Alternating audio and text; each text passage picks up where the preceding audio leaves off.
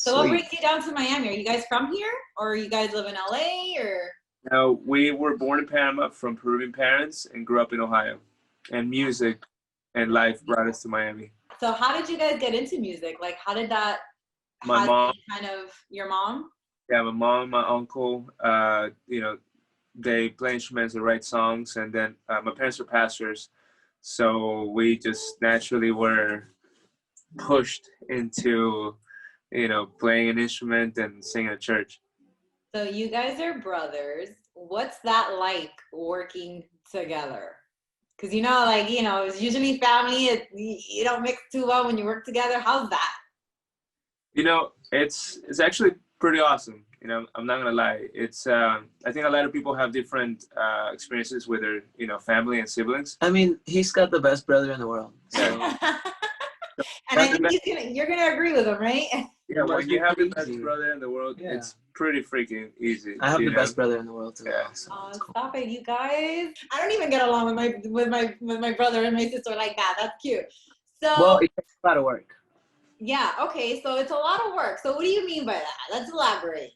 Well, it's like any good relationship. Respect. You know, it all comes down to respect. You know, and results and things like that. I mean, also. You know, when we create music, there's the part where we're having fun and, you know, jumping up and down, just like with anybody else, you know what I mean, that you click with. And then there's the business part of it too, you know, when everything, you know, then needs to give you results in you know, in other ways other than just a great time. So, yeah, you know, just as you're growing, you know, there's a lot of things that you got to learn. And, you know, one of those is like to have fun, but then also be productive. Now, like, is it easy to take criticism from each other? I think, to be 100% honest, I feel like a lot of times I feel like I already know the criticism I'm gonna get, but it's really good to like hear it. You know what I mean? Like I swear to God, like I feel like I already know what you're gonna like or not gonna like, but it's really good. Like if I didn't trust his opinion, or if I didn't need that extra question mark, you know, then I wouldn't even ask, you know what I mean? Or take it, you know what I mean? So I think a lot of times you ask for criticism, not because you don't know, but rather it's like, well, let me see, like maybe it's great, you know what I mean? And also, Mommy, maybe because you care about that person's opinion, because, you know, for whatever reason, they bring X amount of value, and you want to know, like, hey, like, where's your head at? Like, what do you think of this? Like, I just created this amazing thing that I want to share with you. So yeah, I think hearing feedback is a humbling experience that if you're mature enough to handle, you're gonna grow from. Do you think it's easy though?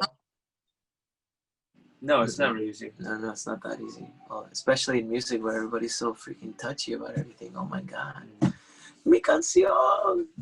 Yeah. You know, relax.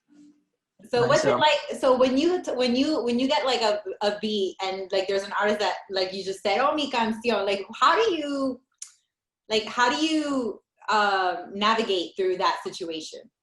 Like how do you tell them like, listen, I know what I'm doing, just have faith in me? Tequila shots, smoking, a bit, you know. I love it. A lot of no, fuera de relajo, en realidad, tequila shots and smoking. Yeah. That just gets everybody on the same chill vibe, right? That'll get the whole room in at least in one direction. No, you know what? Like time, you know, sometimes you have to just live with an opinion, or you have to live with, you know, a version of something. And even sometimes when you're passionate about something, and you know, and somebody tells you, or he says, you know, we should change this or whatever, and I may be like, no, I think it's perfect.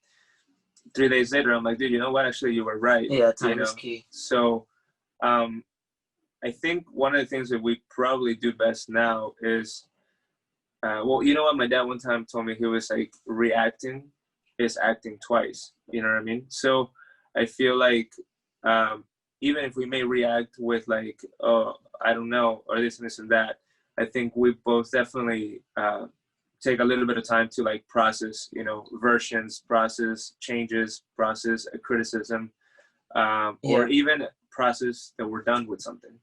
Yeah, you know, you don't cry about it. You keep working through it, and you work, you know, you hear no all the time. That's mainly what you hear, you know. But what are you gonna do? Are you gonna cry about it, or are you gonna get up and kill it? You know. So we choose to kill it. I love that, and I love that you choose to kill it because that's what you should do. Yeah. Yeah. You know. So I have to ask you, where did your name come from, XAXO? Which version do you want? Whichever one has the juice. You want the spiritual answer. Yes, I do. I do. Yeah. It's super simple. We were called the Hulka Brothers before. The Hookah Brothers? Hulka Brothers, because that was our, you know, everybody in the industry knew us by Hulka Brothers, you know, as producers and writers. That's like, our last name, Hulka. Yeah, Hulka. And so naturally, when we were doing the transition to artists, we're like, well, I guess, you know, everybody calls us the Hulka Brothers. But then we kind of realized that wasn't that cool. And we were like, all right. We went on a trip to Ecuador with one of our really good friends. And we were like, all right, while we're there, we gotta come back with a name. We basically partied for a week straight. I'm not gonna lie. It just like went ham, you know, had a blast. And I was catching a plane back, and I was like, yo, we didn't come up with a name. You know, we're still like, you know, I'm about to leave. He stayed longer, like we didn't come up with a name. And it's super simple. My name is Eduardo. Middle name is Eduardo. Birth's name, middle name is Eduardo. My dad's name is Eduardo. And in Peru, or, you know, I always grew up with my dad being called Lalo. Lalo. You know? Lalo, okay. I was like, oh, that's kind of a cool name, Lalo. And then I was like, what if I switch the L's for X's? XAXO.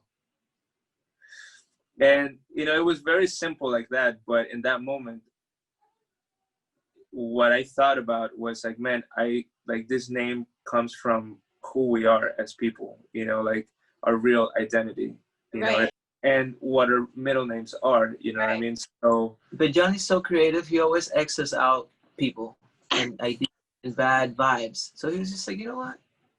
X. That's why I like that. Ciao. Yeah. I love it. Can you please put a X? So he's got it, you know, he's got that thing going on. That's cool. Super cool story. I love it. So how did you guys get Mike, Bahia, and Lalo on this track? I mean, they're two completely different artists, but I love how they work well together. And all of you guys combined together made like a dope ass song. How did this happen? We paid them $1 million each. And I got a percent. Yeah. We went to the bank. Yeah, it was a whole transaction. You guys are funny. No, but after we pay them, what we actually did is... jeez. Don't tell them. Don't tell anybody. I'll edit the part where you say you paid them. Don't worry. No, please, come on. What are you going to edit? Don't do what Johnny does. Don't X it out. Come on. It happened organically. You know, Lalo heard the song first. He jumped in the song. He really...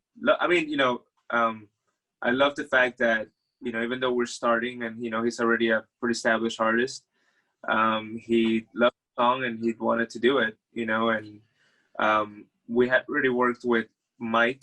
Yeah, we produced some things for Mike and we've been friends for a bit. Yeah. So, and he loved the song. He heard it. He loved it. The song came out from a jam. We were jamming with Jackie Diaz and we wrote it with him, who is a total hit maker. Yeah. And had the total vibe. We were trying to write a song for Farruko that day together. Yeah. He's like, XAXO. So as you can see, I turned that into a very positive thing. Yeah. Congratulations, because it's already reached over 1.1. Play it for your friends. Send it to your people. Tell it to all your friends. Friday. Wait till tomorrow comes. I'm going to be talking all about it. Okay, sweet. Hey, Vibras, thank you so much. You're freaking sweet. If you have Instagram or like Spotify, YouTube, all that stuff, you can find us XAXO Sounds on pretty much all that stuff. We look forward to meeting you. Write to us, DM us. He is in charge of all that.